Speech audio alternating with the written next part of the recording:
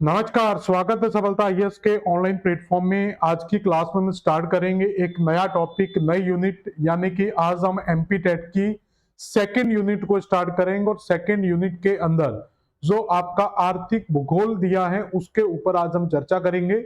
और उसकी पहली जो पार्ट है वो है आपका आर्थिक गतिविधियां, जिसके अंदर हम प्राथमिक, द्वितीयक, तृतीयक और चतुर्थ चारों सेक्टर की गतिविधियों के ऊपर चर्चा करेंगे। साथ में देखेंगे कि किस तरीके से इनसे प्रीवियस ईयर में क्वेश्चन पूछे गए। तो स्टार्ट करते हैं। आज हम सेकंड यूनिट का फर्स्ट पार्ट, इकोनॉमिकल सेक्टर, जिसमें प्राइमरी, सेकेंडरी, टर्शियरी, क्वार्टरी, प्रोड्यूसर को हम पढ़ेंगे। तो सबसे पहला क्वेश्चन आपका है 2021 का, the major region of fish production. Major region of fish production, तो यहां पर अगर हम देखेंगे तो मत्स्य आपका जो है ये प्राथमिक क्षेत्र की गतिविधि में आएगा। तो इसको हम किस में रखेंगे? प्राथमिक क्षेत्र की गतिविधि में रखा जाएगा मत्स्य को। अब ये मत्स्य कहां पर सबसे ज्यादा आता है? तो उसमें ऑप्शंस दिए हुए हैं।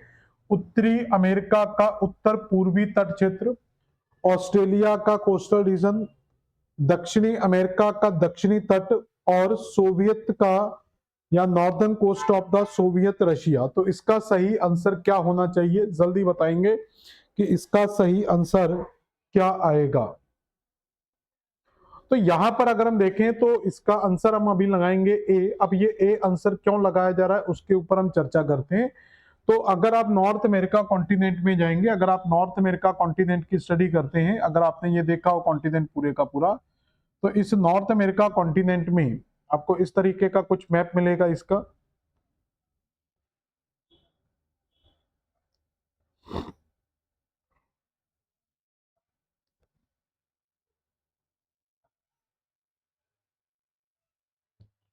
तो ये आपका नॉर्थ अमेरिका कॉन्टिनेंट है। नॉर्थ अमेरिका कॉन्टिनेंट के इस साइड आप जाएंगे तो आपको पैसिफिक ओशियन, ऊपर आपको आर्कटिक ओशियन, और इस साइड जाएंगे तो आपको एटलांटिक ओशियन मिल जाएगा।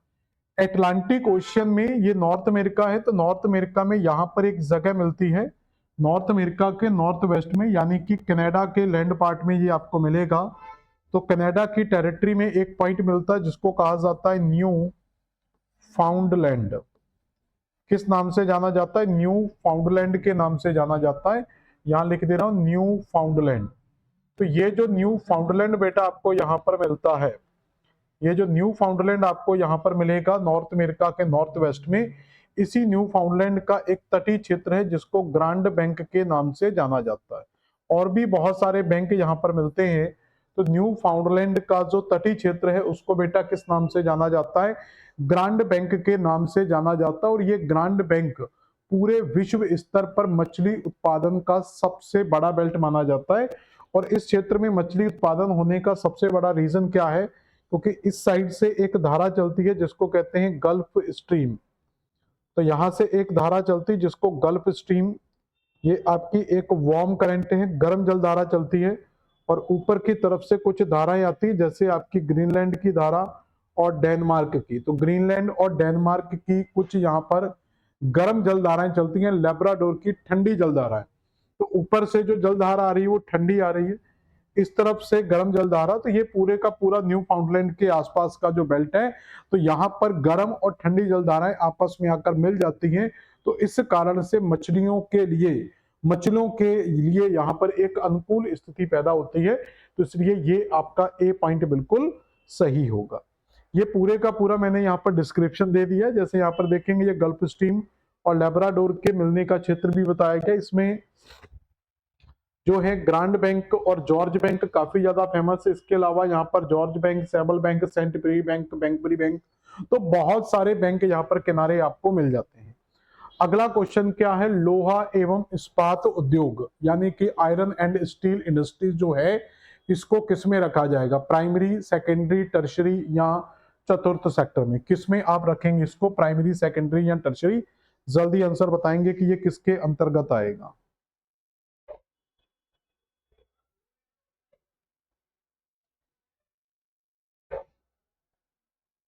जल्दी बताएं आंसर किसके अंतर्गत आएगा ये। तो प्राइमरी, सेकेंडरी, टर्शरी। तो यहां पर अगर हम देखेंगे तो इसको हम द्वितीयक उत्पादक के अंतर्गत याद रखते हैं। तो सिंपल याद रखना कि जो आपका कृषि का क्षेत्र होता है या जो खनन क्षेत्र है, तो कृषि खनन से संबंधित जितनी भी गतिविधियां हैं वो आपकी प्राइमरी सेक्टर में आती हैं। और जो सॉरी ये प्राथमिक आंसर आएगा, इसका भी चेंज कर देते हैं। तो ये खनन के पार्ट में, तो जितना भी औद्योगिक क्षेत्र आता है, इंडस्ट्री आती है, वो आपका सेकेंडरी में आता है, तो इसका आंसर ए आएगा।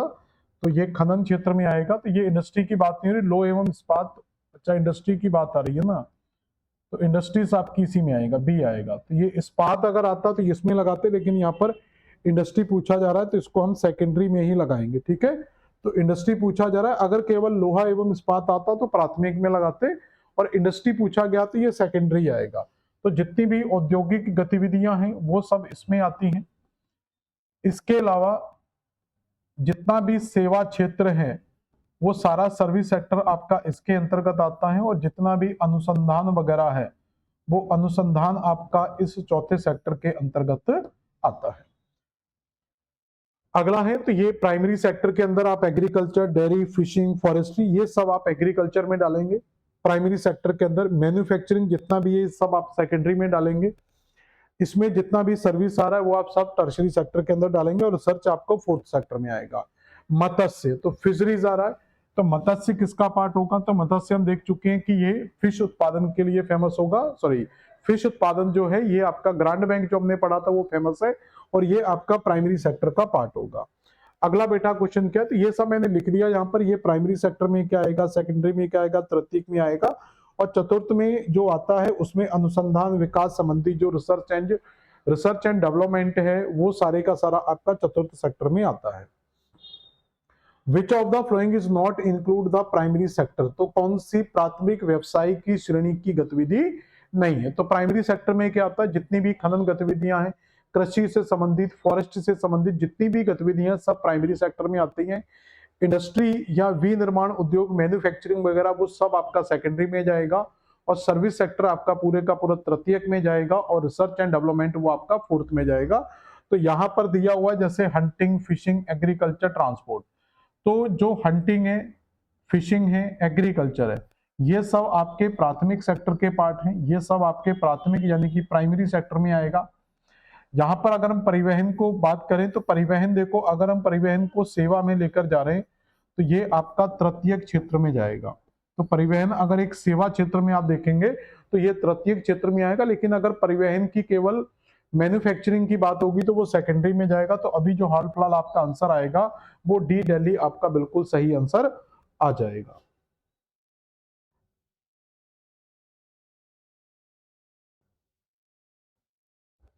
क्लियर हो गया।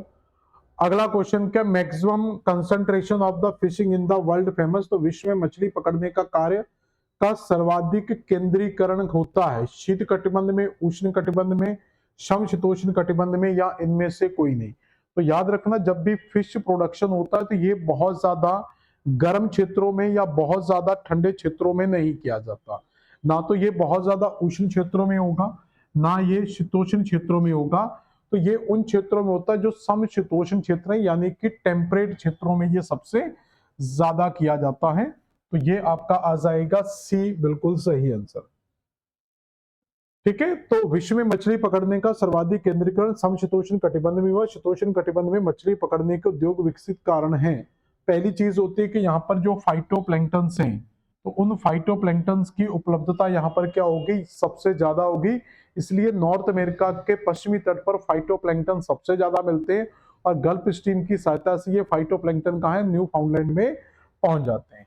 महाद्वीपीय शेल्व की प्रकृति, महाद्वीपीय शेल्व का विशाल खुला विस्तार मछली पकड़ने के लिए आदर्श स्थिति उत्पन्न करता है। तो ये कुछ पॉइंट्स हैं, आप इनको नॉर्मली याद कर लेना, ज्यादा महत्वपूर्ण तो नहीं है। निम्नलिखित में से कौन सा कारक किसी भी क्षेत्र की कृषि को प्रभावित नहीं करता। तो किसी भी सेक्टर की, और कृषि क्या है हमारा एक प्राइमरी सेक्टर, तो कृषि को कौन कौन से कारक प्रभावित कर सकते हैं। जैसे किसी भी क्षेत्र की जो स्थलाकृति है, तो स्थलाकृति यानी कि वो पर्वतीय क्षेत्र है, पहाड़ी क्षेत्र है, मैदानी क्षेत्र है, तो जिस तरीके का सेक्टर मिलेगा, क्षेत्र मिलेगी, टोपोग्राफी मिलेगी, उसी प्रकार कृषि का यहाँ पर विस्तार होगा।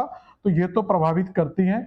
हाई वेराइटीज के जो सीड्स हैं, उच्च उपज देने वाले जो बीज आते हैं, तो उच्च उपज देने वाले बीज भी, क्योंकि हरित क्रांति ने कृषि में जो सबसे ज्यादा परिवर्तन करके दिखाया था, सबसे ज्यादा जो क्रांति हुई थी वो न्यू बीजों के कारण, यानी उच्च उत्पादक वाले जो बीज थे उनके कारण हुई थी। और उसके अलावा भूमि काश्तकारी जो प्राचीन समय में चलता था, तो ये लैंड टेन्योर वगैरह जो है, लैंड लॉर्ड्स वगैरह, काश्तकारी जमींदारी प्रथा वगैरह, ये भी कहीं ना कहीं कृषि को, विरासत जो है ये बहुत इंपॉर्टेंट पार्ट नहीं है कि विरासत आपकी जो ट्रेडिशनल है, विरासत है, वो आपकी कृषि को प्रभावित करेगी, ये बहुत ज्यादा महत्वपूर्ण पार्ट नहीं है। अगला क्वेश्चन क्या है, तो ये सब हम पढ़ चुके हैं। आर्थिक संरचना में चतुर्भागात्मक क्षेत्र की गतिविधियों में निम्नलिखित में से कौन सा शामिल है? तो फोर्थ सेक्टर आपसे पूछा गया है। तो आप देखेंगे कृषि को हम प्राथमिक क्षेत्र में शामिल करते हैं, ये आपका प्राइमरी सेक्टर का है। वस्तु एवं सेवाएं जो हैं ये द्वितीयक क्षेत्र, सॉरी तृतीयक क्षेत्र में आ जाएंगी, और मैन्युफैक्चरिंग आपका द्वितीयक क्षेत्र में आएगा। अनुसंधान एवं information, research and development information, ये है, ये आपका चतुर्थ सेक्टर के अंतर्गत आता है, फोर्थ सेक्टर के अंतर्गत आता है। ठीक है, तो ये लिखा हुआ है प्राइमरी सेक्टर में क्या आएगा, द्वितीयक में आएगा, तृतीयक में क्या आएगा, चतुर्थ में क्या आएगा। तो चतुर्थ के अंदर आपके अनुसंधान एवं विकास के कार्यों को शामिल किया जाता है। यहां तक क्लियर हुआ सभी को? अगला क्वेश्चन क्या है, कॉल सेंटर जॉब किस प्रकार की आर्थिक गतिविधि का भाग है? प्राइमरी, सेकेंडरी, टर्शरी या चतुर्थ? तो तीनों प्रकार की जो गतिविधियां हैं, प्राइमरी गतिविधि, सेकेंडरी और टर्शरी, तीनों को कॉलर जॉब के हिसाब से डिवाइड किया जाता है। तो कॉल सेंटर जॉब्स किस प्रकार के आर्थिक गतिविधियां का भाग है? प्राथमिक, द्वितीयक, तृतीयक या चतुर्थ? तो इसमें आप याद रखेंगे जो कॉल सेंटर्स आते हैं तो ये आपका सेकेंडरी गतिविधि के अंतर्गत आता है, जो आप देखेंगे कि सॉरी तृतीयक के, क्योंकि ये एक सर्विस सेक्टर का भाग है। किसका भाग है? एक सर्विस सेक्टर है, तो इसको हम किसमें डालेंगे? टर्शरी के अंदर डालेंगे। तो कॉल सेंटर जो होते हैं ये क्या है? एक सेवा सेक्टर के अंतर्गत आता है। सेवा सेक्टर आपका किसमें आएगा? तृतीयक क्षेत्र के अंतर्गत आएगा।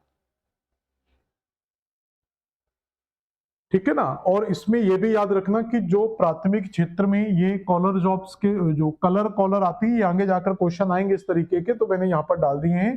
तो प्राथमिक क्षेत्र में काम करने वाले रेड कॉलर बोला जाता है, द्वितीयक क्षेत्र वालों को ब्लू कॉलर, और तृतीयक क्षेत्र वालों को पिंक कॉलर के नाम से जाना जाता है। तो यानी कि जो कॉल सेंटर जॉब है, तो कॉल सेंटर की जो जॉब है वो आपकी किस में आएगी? तो जो कॉल सेंटर वाली हम बात कर रहे थे, तो कॉल सेंटर जो जॉब है वो किस में आती है? पिंक कॉलर वर्कर्स के अंतर्गत आती है।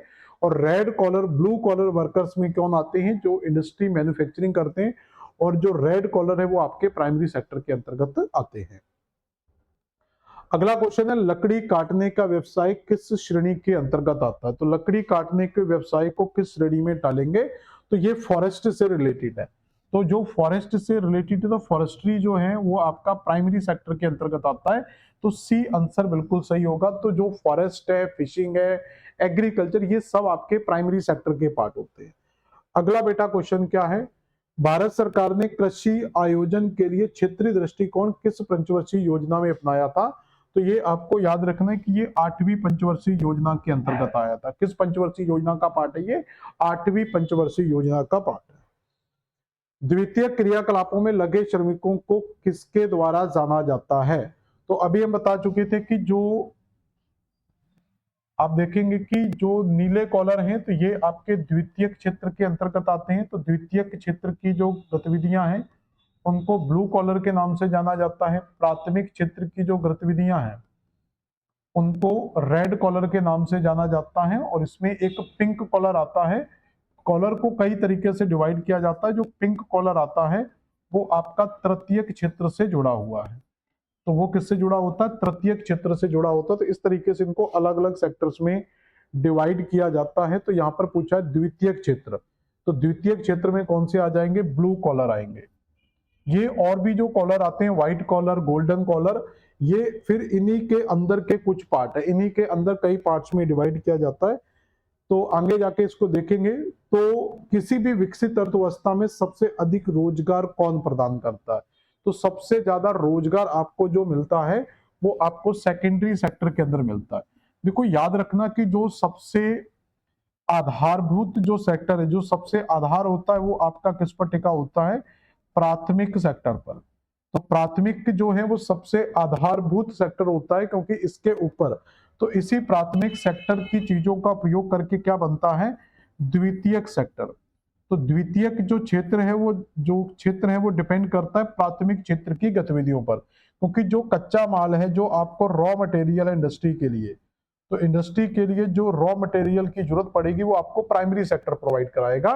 और प्राइमरी सेक्टर की रॉ मटेरियल्स को यूज किया जाता है किसमें? सेकेंडरी सेक्टर में, जो एक मैन्युफैक्चरिंग और इंडस्ट्री का काम करता है। और इस प्राइमरी और सेकेंडरी सेक्टर की, इन दोनों सेक्टर की जो हेल्प करता है, वो आपका कहलाता है तृतीयक सेक्टर। जैसे आपको प्राइमरी सेक्टर से द्वितीयक सेक्टर में ले जाने के लिए आपको ट्रांसपोर्ट की जरूरत पड़ेगी, आपको कम्युनिकेशन की जरूरत पड़ेगी, आपको सर्विस की जरूरत पड़ेगी, तो वो सब कौन से सेक्टर का आएगा? तृतीयक सेक्टर का भाग आएगा। तो याद रखना कि जो देश की अर्थव्यवस्था का प्रमुख आधार होता है वो आपका प्राइमरी सेक्टर होता है। तो इसका जो योगदान है हमारे देश की अर्थव्यवस्था, सबसे बड़ा सेक्टर माना जाता है प्राइमरी, लेकिन सेकेंडरी सेक्टर वर्तमान में बढ़ता जा रहा है। लेकिन देश की जीडीपी में जो सबसे बड़ा योगदान है, जो पर कैपिटा इनकम देश में देखेंगे, तो वो तृतीयक क्षेत्र की जो जीडीपी है वो सबसे ज्यादा होती है, क्योंकि ये कम एक्सपेंस इन्वेस्टमेंट में ज्यादा इनकम प्रोवाइड करवाता है। ठीक है, क्लियर होगा यहां पर?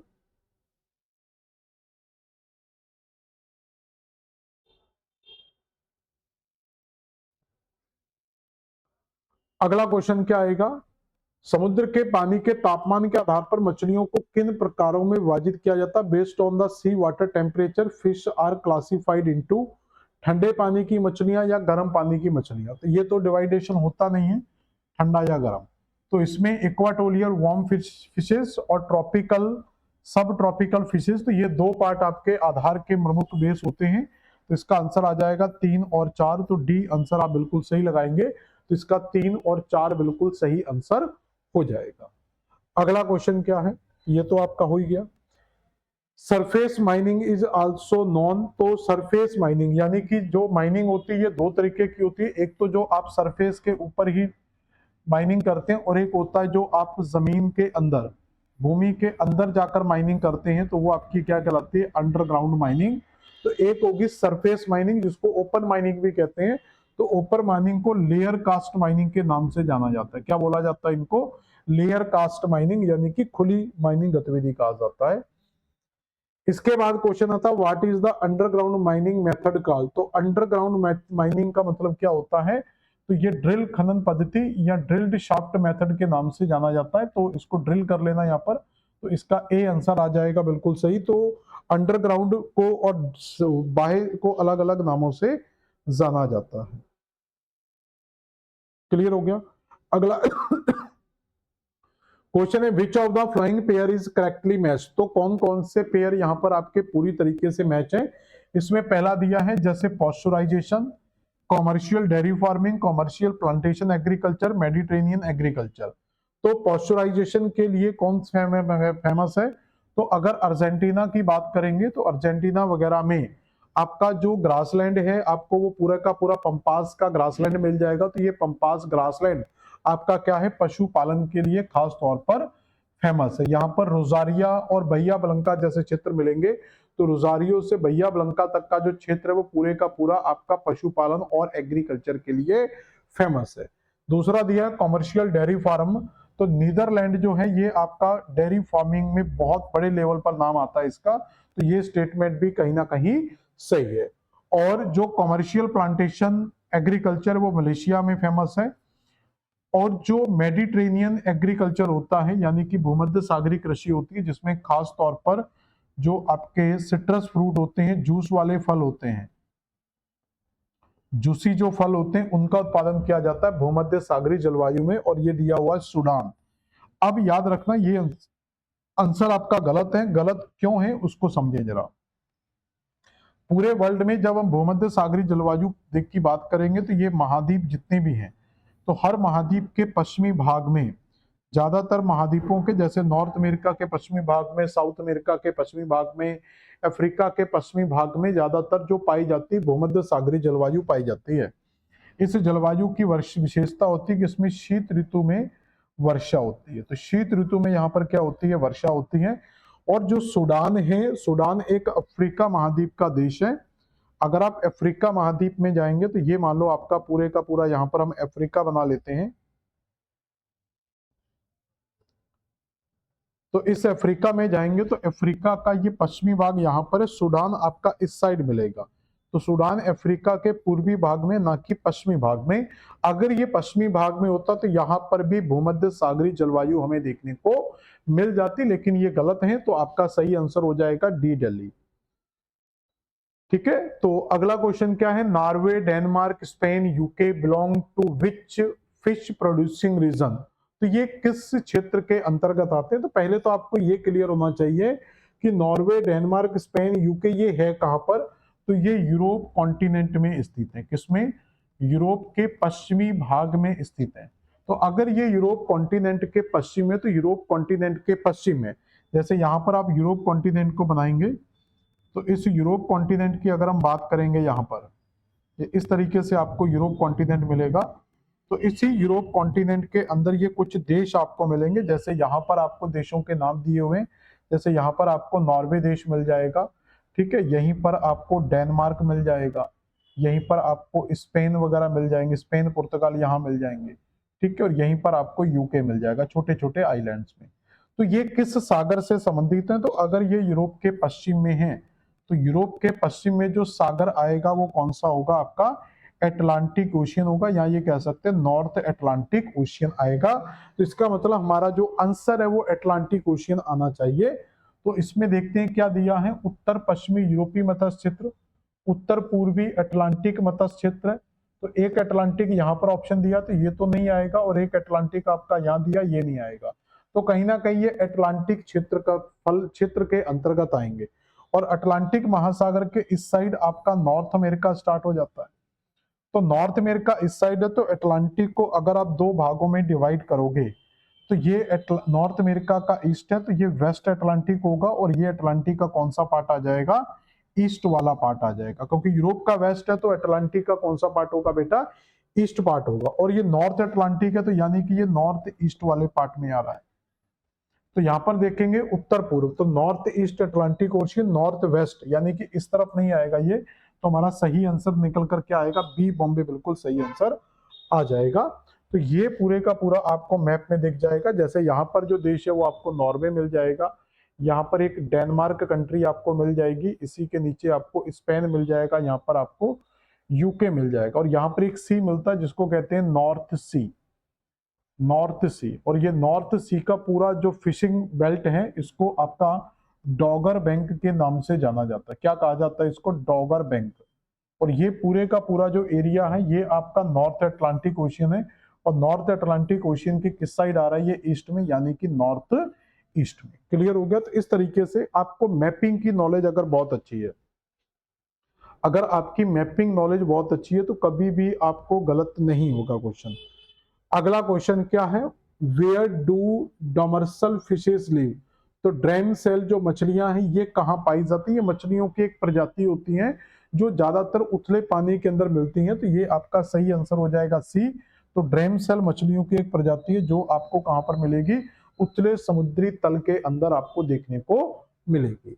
अगला क्वेश्चन क्या है, fresh water fish produce mainly aqua. तो अगर हम किसी सागर या महासागर या खाड़ी की बात करेंगे तो ये आपके खारे पानी के क्षेत्र होते हैं। तो यहाँ पर जो होता है वो खारा पानी मिलेगा, तो खारे पानी का क्षेत्र होगा ये। लेकिन जो झीलें होती हैं वो झीलें ज्यादातर क्या होती हैं, वो मीठे पानी की होती हैं। तो मीठे पानी की झील आपको मिलेगी। तो इसलिए डी आंसर आपका सही होगा कि जो झीलों में मछली पाई जाती है वो मीठे पानी की मछली होती है, और जो समुद्र से फिशिंग की जाती है वो आपकी खारे पानी के अंतर्गत आती है। क्लियर हो गया यहां तक। अगला क्वेश्चन क्या, which of not part a north east Pacific Ocean region. देखो आपकी मैपिंग अगर बहुत अच्छी है तो आपको कभी भी रटने की जरूरत नहीं पड़ेगी। ये पैसिफिक ओशियन की बात कर रहा है। अगर मैं पैसिफिक ओशियन को सेंटर में लेकर आऊं, अगर मैं पैसिफिक ओशियन को सेंटर में लेता हूं तो आपने नॉर्मली आप ये मुझे बताएंगे कि जब भी हम नॉर्थ अमेरिका देखते हैं, मान लो कि यहाँ पर मैं एक नॉर्थ अमेरिका कॉन्टिनेंट बना रहा हूँ, नॉर्थ अमेरिका के नीचे ये साउथ अमेरिका है। तो नॉर्थ अमेरिका साउथ अमेरिका के पश्चिम में क्या है, पैसिफिक ओशियन है। तो उत्तरी अमेरिका और दक्षिणी अमेरिका के पश्चिम में क्या मिलता है आपको, प्रशांत महासागर।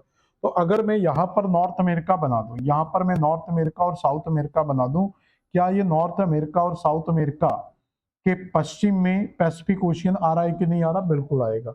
इसी तरीके से यहाँ पर अगर मैं एशिया बना दूं, एशिया बना दूं, तो एशिया के ईस्ट में आपको क्या मिलता है, पैसिफिक ओशियन मिलता है। तो अगर यहां पर मैं एशिया बनाऊं, तो एशिया का ये कौन सा हो जाएगा, ईस्ट। क्या यहां पर हमें पैसिफिक ओशियन नहीं मिलेगा, यहां पर आपका ऑस्ट्रेलिया मिलेगा। क्या ऑस्ट्रेलिया के ईस्ट में पैसिफिक ओशियन नहीं मिलेगा। तो जब हम इस तरीके का मैप पढ़ते हैं तो ये आपका नॉर्मल फ्लैट मैप होता है। यहां पर हम पैसिफिक ओशियन को सेंटर में लेकर आए हैं। तो नॉर्थ अमेरिका साउथ अमेरिका के वेस्ट में पैसिफिक ओशियन है, एशिया ऑस्ट्रेलिया के ईस्ट में पैसिफिक ओशियन है। यानी कि यहाँ पर हम पैसिफिक ओशियन को भी दो पार्ट में डिवाइड कर सकते हैं। तो ये अगर किसी भी कॉन्टिनेंट का वेस्ट है, अगर ये कॉन्टिनेंट का वेस्ट है तो ये पैसिफिक ओशियन का ईस्टर्न पार्ट होगा, और अगर ये कॉन्टिनेंट के ईस्ट पार्ट है तो ये पैसिफिक ओशियन का वेस्टर्न पार्ट होगा। तो इसको कहेंगे वेस्ट पैसिफिक ओशियन और इसको कहेंगे ईस्ट पैसिफिक ओशियन। तो यानी कि आपसे जो क्वेश्चन पूछा गया है वो नॉर्थ ईस्ट का पूछा गया है। तो आप कुल मिला के ईस्ट को टारगेट करें। जैसे साउथ कोरिया, जैसे साउथ कोरिया की बात करेंगे तो नॉर्थ कोरिया का भाग नहीं है। जैसे साउथ कोरिया आपको कहां मिलता है, तो ये एशिया के पास में मिलता है। तो एशिया के पास में आपको क्या मिलेगा, साउथ कोरिया मिलेगा। तो ये आपका वेस्ट में लोकेटेड है। ठीक है, जैसे आप बात करेंगे पेरू की, तो पेरू कहां पर स्थित है, तो पेरू आपका साउथ अमेरिका में आता है। पेरू कहां पर है, साउथ अमेरिका में लोकेटेड है। तो पेरू कहां पर है, साउथ अमेरिका में। तो साउथ अमेरिका आपका यहां पर है, तो साउथ अमेरिका यहां पर है, तो इसी के पास में आपको कौन सी कंट्री मिलेगी, पेरू कंट्री मिल जाएगी। ऐसे ही रशिया, तो रशिया भी आपका किसका पार्ट है, एशिया का पार्ट है। तो यहां पर आपका रशिया इस साइड आ जाएगा। तो रशिया भी आपका इस साइड आ रहा है। उसके बाद आ रहा है आपका जापान, तो जापान भी आपका इस साइड आ रहा है। तो ये क्वेश्चन में ही मुझे गड़बड़ लग रहा है कि इसमें जो आंसर आना चाहिए वो आपका निम्नलिखित में से कौन देश उत्तर पूर्वी प्रशांत महासागर मत्स्य उत्पादन का भाग नहीं है, नॉर्थ वेस्ट पैसिफिक ओशियन का भाग नहीं है। तो इसमें मैपिंग के अकॉर्डिंग जा रहे हैं तो कहीं ना कहीं गड़बड़ लग रहा है मुझे क्वेश्चन ये। पेरू की बात करेंगे तो ये थोड़ा सा गड़बड़ लग रहा है। तो यहां पर आप अगर समझेंगे तो ये आपका पैसिफिक ओशियन इस साइड आता है और ये पैसिफिक ओशियन आपका इस साइड भी आता है। ठीक है ना, तो ये पैसिफिक ओशियन में रशिया आपको यहां पर मिल जाएगा, और जापान कोरिया वगैरह आपको यहां पर मिल जाते हैं, नॉर्थ कोरिया वगैरह, जापान भी आपको यहां पर मिल जाता है। ठीक है ना, तो ये तीनों एक साइड मिल रहे हैं आपको, और जो पेरू है वो आपको यहां पर मिलता है। पेरू आपको यहां पर मिलेगा। तो ये आपका वेस्ट है, तो ये ईस्ट पैसिफिक ओशियन हो जाएगा। ये नॉर्थ है, तो ये वाले तीन एक साइड आ रहे हैं, तो ये तीनों को एक साइड कर लेते हैं, हम पेरू को हटा देते हैं। तो अभी ऑप्शन के हिसाब से मुझे लग रहा है कि हमें पेरू आंसर कर लेना चाहिए। तो आपका जो क्वेश्चन आ जाएगा वो पेरू आ जाएगा। ठीक है ना, तो ये पेरू आपका आंसर आ जाएगा, क्योंकि ये ग्लोब में अगर आप पढ़ोगे ना तो उस समय आपको ये सही समझ में आएगा। तो ये तीनों एक तरफ आ रहे हैं, पेरू एक तरफ आ रहा है, तो इसको लिए हम पेरू को हटा देंगे। अगला क्वेश्चन क्या होगा, सॉवको क्या है। तो ये सॉवको क्या होता है, ये एग्रीकल्चर का एक मेथड होता है जो आपका स्टेट और मतलब राज्य के स्वामित्व वाले जो खेत होते हैं, यानी कि ऐसे फार्मर्स या ऐसे खेत जो राज्य सरकार यानी कि गवर्नमेंट के अंडर में आते हैं, तो उसको हम सोकवो के नाम से जानते हैं। अगला क्वेश्चन क्या है, तो सोकवो राज्य के स्वामित्व वाले खेत को कहा जाता है। यह कृषि राज्य द्वारा नियंत्रित होती है। इस व्यवस्था में फॉर्म स्वयं कृषक के नाम पर राज्य की संपत्ति होते हैं। यह कृषि मुख्यतः रूस में की जाती है। इजराइल में इस प्रकार की कृषि को किबुत्ज जीन के नाम से जाना जाता है। तो ये एक नया कॉन्सेप्ट समझ लेना। तो सोकवो जो है ये आपका किसमें कहा जाता है, इजराइल में। तो इजराइल में इसको सोकवो कहते हैं, और सॉरी रूस में इसको सोकवो के नाम से जाना जाता है, और इसराइल में इस प्रकार की कृषि को किबुत्ज जीन के नाम से जाना जाता है। अगला क्वेश्चन क्या है, where is the what which are characterized of the commercial farming. तो वाणिज्यिक खेती किसे कहा जाता है, या वाणिज्यिक खेती की विशेषता क्या होती है, कि किसान बाजार के लिए फसलें उपजाते हैं, गुड मार्केट कनेक्टिविटी, ठीक है, done mainly by the hands, तो हाथों से तो नहीं होगी, लिमिटेड स्मॉल एरियाज, ये भी नहीं होगी, गुड्स मार्केट तो कृषि क्षेत्र का बाजार से अच्छा संपर्क हो या किसान बाजार के लिए फसलें उगाते हैं, तो दोनों ही सही है, लेकिन ए ज्यादा हमारा बेस्ट है, क्योंकि वाणिज्यिक खेती को इस आधार पर डिवाइड करते हैं कि कृषि का जो प्रोडक्शन है वो किस उद्देश्य के लिए किया जा रहा है, कृषि के प्रोडक्शन का उद्देश्य क्या है। तो जब कृषि खाद्यान्न के पर्पज से की जाती है तो वो निर्वहन खेती कहलाती है, और जब कृषि का उद्देश्य हमारा उसको बेचना होता है तो वो आपकी वाणिज्यिक कृषि का पार्ट आता है। Why is pulp more important in Sweden but paper is Great Britain? ये बहुत प्यारा क्वेश्चन है कि जो ग्रेट ब्रिटेन में लुगदी कम पर कागज अधिक, मतलब यहाँ पर जो रॉ मटेरियल वो कम है लेकिन पेपर ज्यादा है, और स्वीडन में लुगदी अधिक क्यों है। तो याद रखना कि जो लुगदी की बात हो रही है, तो लुगदी जो है आपका ये एक रॉ मटेरियल है, ये क्या है, एक कच्चे माल के अंतर्गत आता है।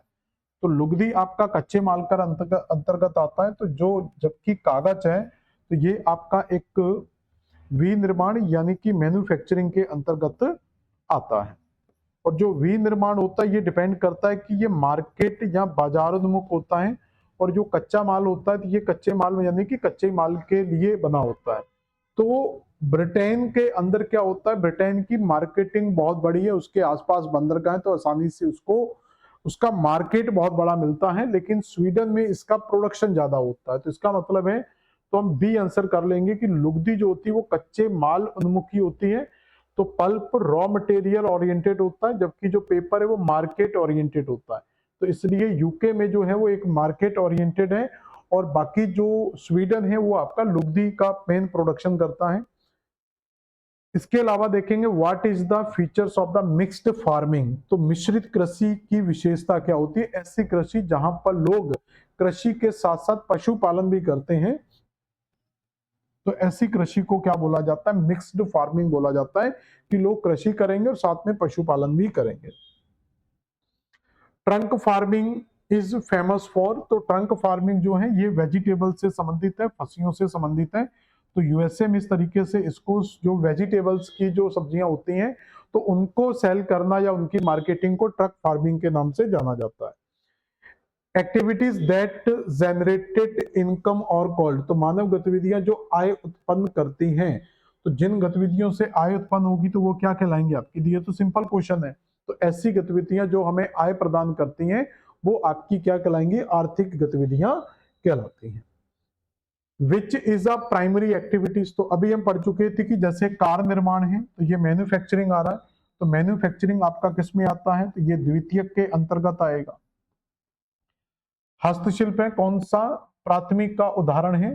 तो हस्तशिल्प भी अगर आप देखेंगे तो ये द्वितीयक में रख सकते हैं क्योंकि ये मैन्युफैक्चरिंग है। शिक्षण जो है ये आपका तृतीयक क्षेत्र में आ जाएगा क्योंकि ये सेवा क्षेत्र है। कोल माइनिंग आपका प्राथमिक में आएगा, तो ये आपका सही आंसर हो जाएगा कोल माइनिंग। तो कोल माइनिंग जो है ये आपका किसका आता है, प्राथमिक क्षेत्र का उदाहरण होगा। क्लियर हुआ यहां तक सही।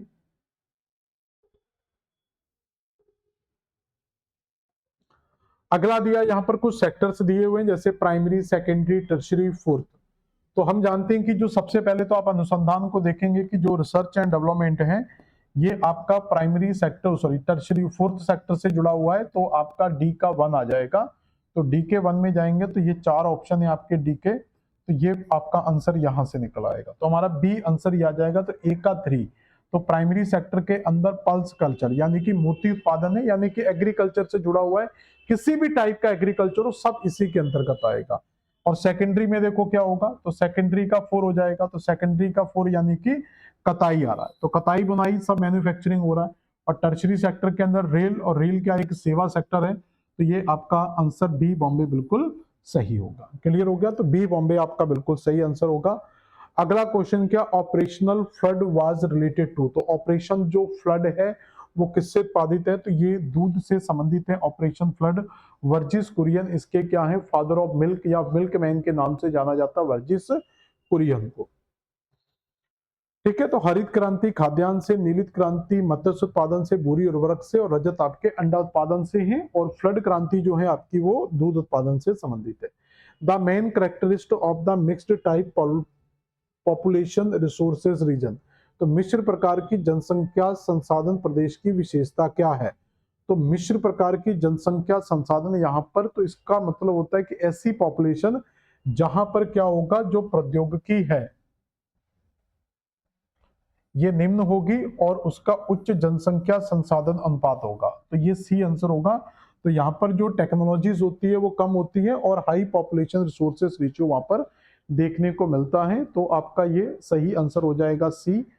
अगला क्वेश्चन क्या है, अगला क्वेश्चन ये है, which of the following is a extractive incoming activities. तो निम्नलिखित में से किसको अपहरण आर्थिक गतिविधि के अंतर्गत जाना जाता है। तो अपहरण आर्थिक गतिविधि का मतलब क्या होता है कि जो माइनिंग एक्टिविटीज होती हैं, तो माइनिंग एक्टिविटीज को अपहरण गतिविधि कहा जाता है, क्योंकि इनका जो इम्पैक्ट है वो आपका पर्यावरण पर पड़ता है। तो इससे आपको क्या है, पर्यावरण के जो है आपको ह्रास देखने को मिलते हैं, तो इससे आपको पर्यावरण का नुकसान देखने को मिलता है। तो पर्यावरण जो ह्रास है तो उसके पीछे माइनिंग का एक महत्वपूर्ण रोल होता है। तो ये इसलिए इसको कहा जाता है अपहरण, यानी कि ये क्या कर रहा है, इनडायरेक्टली आपके एनवायरमेंट का अपहरण करता है, इसलिए इसको अपहरण के अंतर्गत रखा जाता है। ठीक है, डिस्क्रिप्शन देख लेंगे। अपहरण आर्थिक क्रिया वह क्रिया जिसमें प्राकृतिक संसाधनों का सीधा दोहन किया जाता है, किंतु उसके संरक्षण तथा उससे पड़ने वाले प्रभावों को ध्यान में नहीं लिया जाता। ऐसे संसाधन अनवीकरणीय होते हैं, ये संसाधन दीर्घ काल में निर्मित होते हैं और इनके अधिक खनिज में सम्मिलित किया जाता है। तो समझ में आया, तो ज्यादातर जो माइनिंग एक्टिविटीज है वो क्या होती है, आपकी अपहरण के अंतर्गत आती है। अगला क्वेश्चन क्या है, manufacturing industries fall under which activities. तो मैन्युफैक्चरिंग आपका किसके अंतर्गत आता है, द्वितीयक सेक्टर के अंतर्गत आता है। अगला है, most of the population is new फाउंडलैंड is engaged. तो अभी हम पढ़ चुके थे कि नॉर्थ अमेरिका कॉन्टिनेंट में, तो अगर आप नॉर्थ अमेरिका कॉन्टिनेंट में जाते हैं तो नॉर्थ अमेरिका कॉन्टिनेंट के वेस्ट में,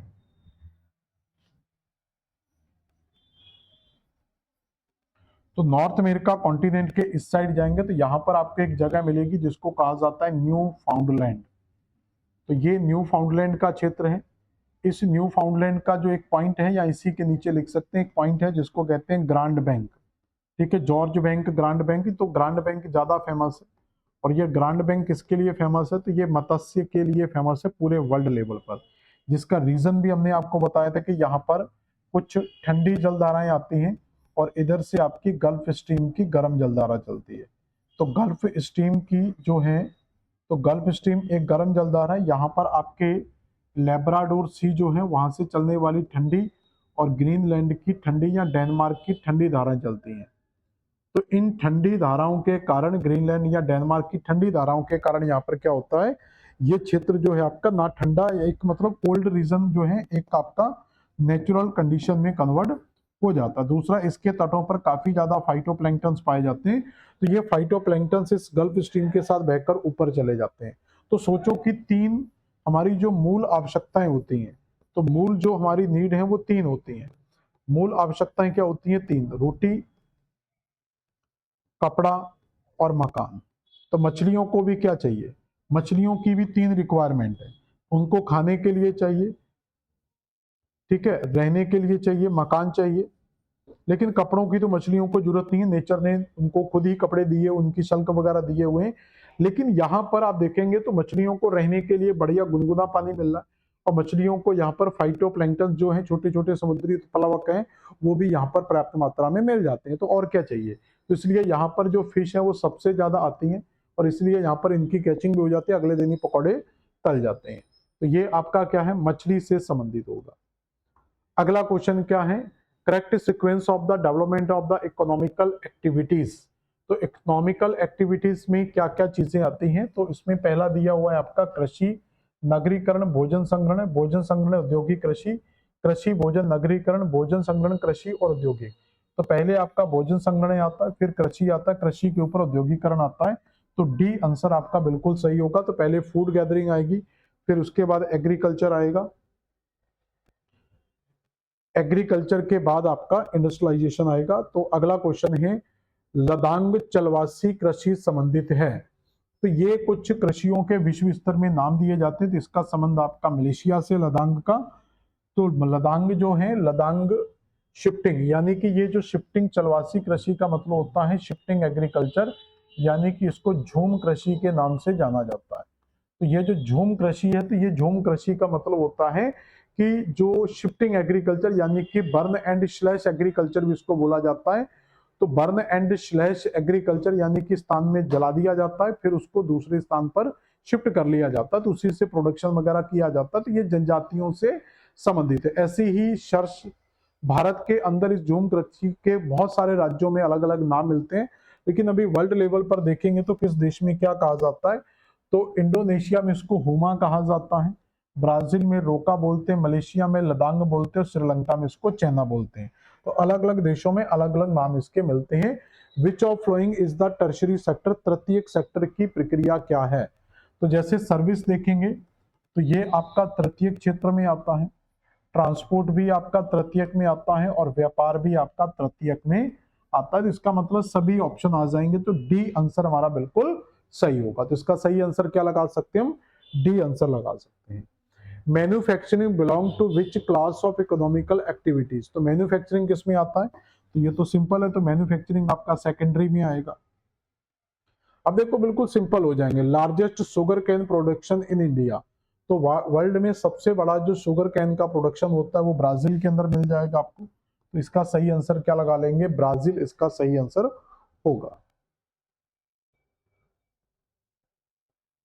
अगला क्वेश्चन क्या है, ठीक है ना। तो ब्राजील ईख यानी कि गन्ने उत्पादन का सबसे बड़ा उत्पादक है, दूसरे स्थान पर भारत आता है। गन्ना उपोष्ण कटिबंधीय जलवायु, ये इसकी कुछ कंडीशंस हैं। अगला क्वेश्चन क्या, मलेशिया में कोको के साथ किस फसल को मिलाकर अंतर फसल की शुरुआत की गई है। तो मलेशिया में कोको का जो प्रोडक्शन होता है, कोको कोला वाला कोको नहीं है, ये कोको का एक बीज आते हैं जो कॉफी में मिलाए जाते हैं, जो कॉफी बनता है वो इन्हें कोको के सीड का बन जाता है। तो ये नारियल के लिए फेमस है। एक आपको कोको ट्रायंगल मिलेगा, जो कोको ट्रायंगल मिलेगा ये आपको अफ्रीका कॉन्टिनेंट के अंदर मिलेगा, जो घाना देश है, अफ्रीका का जो घाना देश है वहां पर एक कोको ट्रायंगल मिलता है, कोको ट्रायंगल, ठीक है ना। तो इस तरीके का एक ट्रायंगल मिलता है, तो इसमें अकरा आपको मिल जाता है, सिखोंडी करके एक क्षेत्र मिलता है और एक खामोशी करके मिलता है। तो इन तीनों क्षेत्रों को मिलाकर क्या, इसको कोको ट्रायंगल के नाम से जाना जाता है। अगला क्वेश्चन क्या, विश्व में मछली का सबसे बड़ा निर्यातक कौन सा है, नॉर्वे, यूनाइटेड किंगडम, कनाडा या जापान। तो मछली का उत्पादन वैसे तो चीन में सबसे ज्यादा होता है, तो यहाँ पर आपसे जो क्वेश्चन है इसका सबसे ज्यादा निर्यातक होगा वो आपका नॉर्वे होगा, जो ग्रांड बैंक वाले क्षेत्र के अंतर्गत आता है। तो नॉर्वे इसका सबसे बड़ा क्या है, निर्यातक माना जाता है। मछली मानव के भोजन में का न केवल महत्वपूर्ण अवयव बल्कि इससे सस्ता, सुगम और पौष्टिक खाद्य पदार्थ भी है। विश्व में मछली की सबसे अधिक किस्में संयुक्त राज्य अमेरिका में पाई जाती है। देखो किस्मों की अगर बात होगी तो सबसे ज्यादा किस्में आपकी यूएसए में पाई जा रही हैं। विश्व में सबसे अधिक मछलियां छिछले जल में पकड़ी जाती है, क्योंकि छिछले जल की मछलियों का मुख्य भोजन प्लैंकटन प्रचुर मात्रा में उपलब्ध होता है। विश्व में चीन में सबसे बड़ा मछली का उत्पादक है। सर्वाधिक मछलियों का निर्यात नॉर्वे के द्वारा तथा संशोधित प्रोसेस जो मछली आती है उनका निर्यात थाईलैंड के द्वारा होता है। देखो अलग अलग क्वेश्चन आते हैं। तो मछली की सबसे ज्यादा जो वैरायटीज है वो यूएस के अंदर मिलती हैं।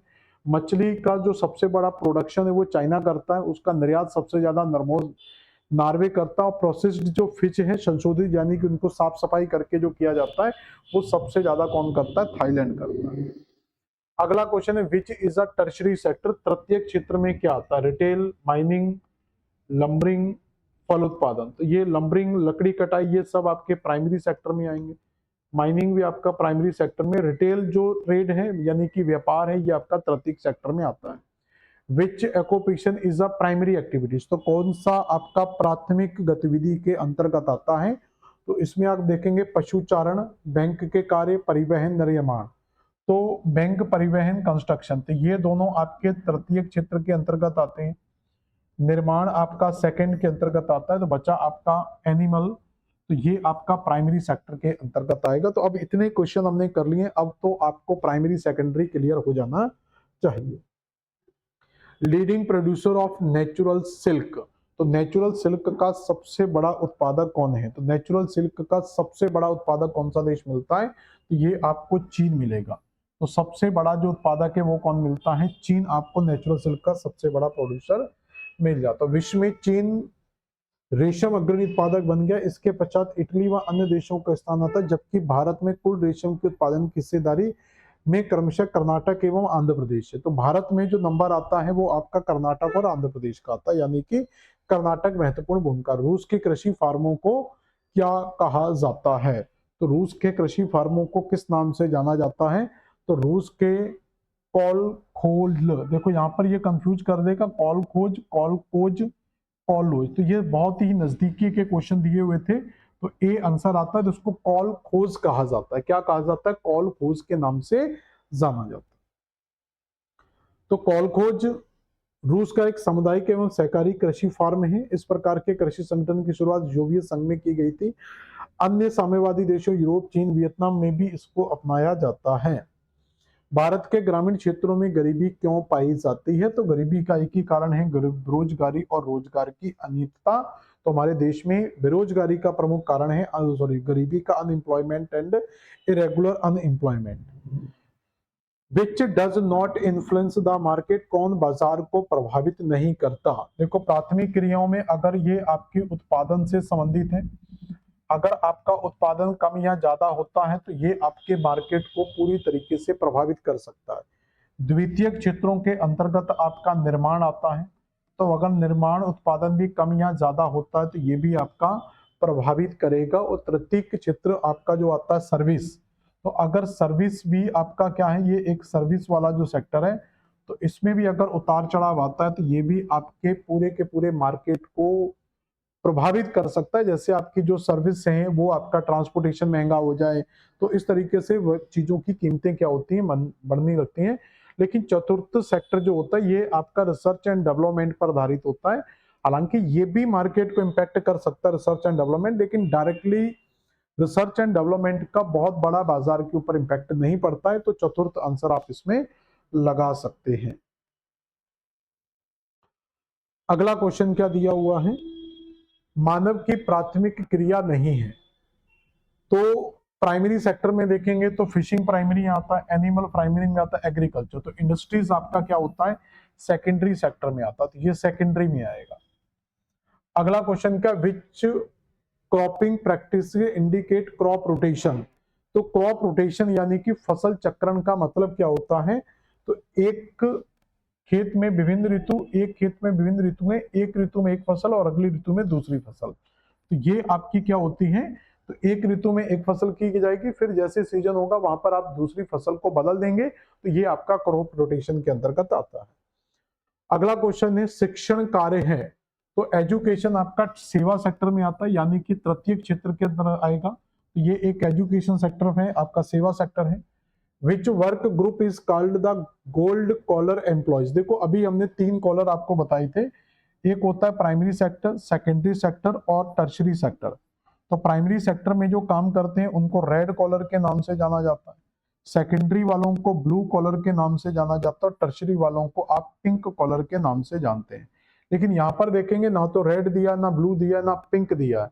तो ये जो 3 विभाजन होते हैं ये सेक्टर के हिसाब से किए जाते हैं। कुछ विभाजन लोगों के काम करने की गतिविधियों के आधार पर किए जाते हैं।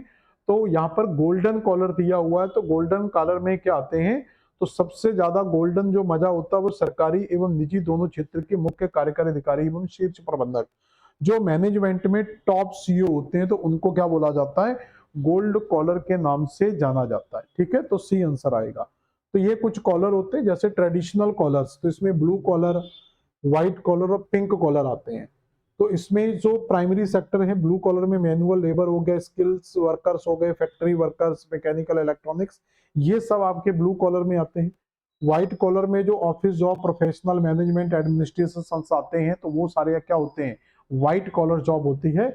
और पिंक कॉलर जो सर्विसेज ओरिएंटेड जॉब्स होती हैं उनको क्या कहते हैं? जैसे nurse, teacher, consumer care, retail staff, ये सब आपके पिंक कॉलर। ये वर्क के बेस पर डिवाइड किया था। पहले जो 3 होते हैं, ब्लू, रेड और आपका ब्लू, रेड और पिंक, वो आपके सेक्टर को डिवाइड करते हैं। ऐसे ही आपके मॉडर्न इंडस्ट्री स्पेसिफिक कॉलर्स होते हैं, जैसे ग्रीन कॉलर, तो जो इन्वायरमेंटल सेक्टर में काम करते हैं ग्रीन कॉलर, तो वर्कन स्किल, ब्रिज एंड मैनुअल्स काम करते हैं वो। और हाईली स्किल्स जो डॉक्टर, प्रोफेशनल, आईटी प्रोफेशनल होते हैं उनको गोल्ड कॉलर बोलते हैं। ऐसे ही आपके कुछ डिजिटल कॉलर्स होते हैं, न्यू कॉलर्स होते हैं, सिल्वर कॉलर्स होते हैं, तो ये आप अलग अलग पार्ट्स में डिवाइड करते हैं। और ये जो हम प्राइमरी सेक्टर, द्वितीय सेक्टर, तृतीय सेक्टर में डिवाइड करते हैं, जिसमें आपका पिंक कॉलर, ब्लू कॉलर और रेड कॉलर आते हैं। Which profession is classified as the secondary activities? तो किसान आपका प्राइमरी में आएगा, शिक्षण आपका टर्शरी में आएगा, कोल माइनर जो है ये आपका प्राथमिक में आएगा, बढ़ई आपका सेकेंडरी में आएगा। तो इसका आंसर हो जाएगा, तो क्या पूछा गया है, कौन से द्वितीयक पूछा गया, तो ये आ जाएगा। तो द्वितीयक पूछा गया है तो बढ़ई आ जाएगा, बाकी स्कूल, कोयला, खनिज ये सब आपके प्राइमरी और सेकेंडरी में आता है। अगला क्वेश्चन क्या, which is not relate to the intensive agriculture? कौन गहन कृषि से संबंधित नहीं है? गहन कृषि मतलब जहां पर कम इन्वेस्टमेंट करके ज्यादा पैसा प्राप्त किया जाए उसको कहते हैं इंटेंसिव, यानी कि आपकी लागत कम और उससे इनकम क्या हो, आपकी ज्यादा हो। जैसे अब देखो, देश मत दिमाग लगाओ, जैसे वेजिटेबल्स है, तो वेजिटेबल्स है ये आपकी गहन कृषि के अंतर्गत आ सकते हैं, ठीक है ना। राइस भी आपका प्रोडक्शन ज्यादा देता है, ये भी हो सकता है, फ्रूट्स भी हो सकते हैं। तो ये दो हो सकते हैं, राइस और गेहूं। तो राइस का जो है ये आपका बिजनेस पर्पस ज्यादा होता है, क्योंकि खाद्यान्न में कम यूज करते हैं इसको, लेकिन गेहूं आप बड़ा पैमाने पर खाद्यान्न में यूज किया जाता है। तो कनाडा का जो गेहूं प्रदेश है जो सबसे ज्यादा केवल गेहूं का प्रोडक्शन करता है, तो इसलिए आपका कनाडा में गेहूं करना एक इंटेंसिव फार्मिंग का पार्ट नहीं होगा। आर्थिक विकास के लिए कौन से क्षेत्र सर्वाधिक महत्वपूर्ण होता है? तो which sector is the most important in the economical development? तो ये सेकेंडरी आपका मोस्ट इंपोर्टेंट होता है किसी भी देश के आर्थिक विकास के लिए। लेकिन याद रखना, देश की जीडीपी में जो सबसे बड़ा योगदान होता है वो टर्शरी सेक्टर का होता है, ठीक है। तो आर्थिक विकास के लिए द्वितीय सेक्टर, आर्थिक सेक्टर सर्वाधिक महत्वपूर्ण है प्राथमिक क्रियाओं में, ये पूरे का पूरा वही है, पढ़ने की जरूरत नहीं है।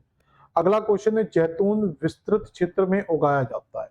तो जैतून की अगर हम बात करें, ऑलिव की अगर हम बात करें, तो ये आपका भूमध्य सागरीय जलवायु में सबसे ज्यादा इंपोर्टेंट है। तो भूमध्य सागरीय जलवायु के अंतर्गत पाया जाता है, यानी कि भूमध्य सागर के आसपास के देश आप देख लो, तो भूमध्य सागर के आपको जो देश दिखेगा पास में वो फ्रांस दिखेगा। तो भूमध्य सागर के पास में जो देश दिखेगा वो कौन सा दिखेगा, फ्रांस दिखेगा। तो आप इसमें फ्रांस आंसर लगा सकते हैं, ठीक है।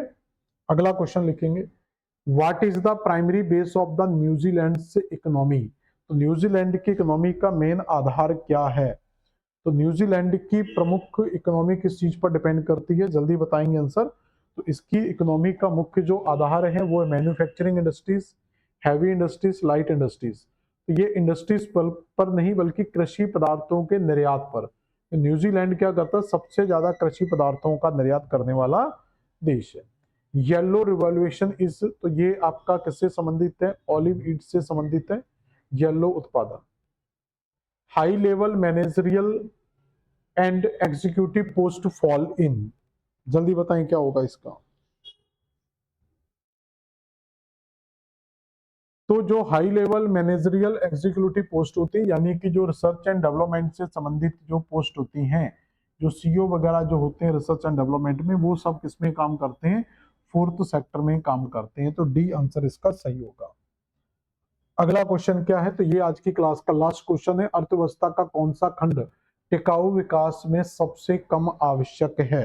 तो किसी भी अर्थव्यवस्था के टिकाऊ विकास में किसकी भूमिका जरूरी है, हम पहले भी क्वेश्चन कर चुके हैं, लेकिन उस क्वेश्चन के पूछने का तरीका अलग था, इस क्वेश्चन के पूछने का तरीका अलग है। तो यहां पर आप देखेंगे तो ये तीनों सेक्टर आपकी अर्थव्यवस्था के विकास को प्रभावित करते, चतुर्थ सेक्टर भी करता है लेकिन सबसे कम ये करता है। तो इसलिए आप इसका आंसर क्या लगा सकते हैं, डी आंसर लगा सकते हैं। तो ये तो था आज आपकी क्लास का यूनिट सेकंड। तो एक बार दोबारा से समझ लें कि हमने एमपी टेट की सेकंड यूनिट स्टार्ट कर दी है। तो यहाँ पर यूनिट सेकंड हम पढ़ रहे हैं, यूनिट सेकंड जिसके अंतर्गत आपका आर्थिक भूगोल दिया हुआ, जिसके अंतर्गत हम क्या पढ़ेंगे, आर्थिक भूगोल का अध्ययन करेंगे। और आर्थिक भूगोल का आज हमने फर्स्ट टॉपिक कंप्लीट कर लिया है, जिसके अंदर हमने प्राइमरी, सेकेंडरी, टर्शरी और क्वार्टरली सेक्टर के बारे में पढ़ा, यानी कि इकोनॉमी के सेक्टर्स के बारे में पढ़ा। ये टॉपिक आपको लगभग इकोनॉमी से जुड़ा हुआ टॉपिक लगेगा, लेकिन हमारा टॉपिक ही इकोनॉमिकल ज्योग्राफी है। तो यहाँ पर आपको इकोनॉमिक्स टाइप की देखने को मिलेगी कि आपको फील होगा कि हम इकोनॉमिक्स पढ़ रहे हैं, लेकिन ये आर्थिक भूगोल आपका इकोनॉमिक्स और ज्योग्राफी का मिक्सअप मिलता है। और अगला चैप्टर जो होगा उसके अंदर हम विश्व की कृषि के बारे में अध्ययन करेंगे, जिसमें प्रमुख फसलों का अध्ययन करेंगे कि कौन से देश में किस फसल का उत्पादन किस स्तर पर किया जाता है। तो आज की क्लास यहीं समाप्त करेंगे, मिलेंगे नेक्स्ट क्लास में। धन्यवाद।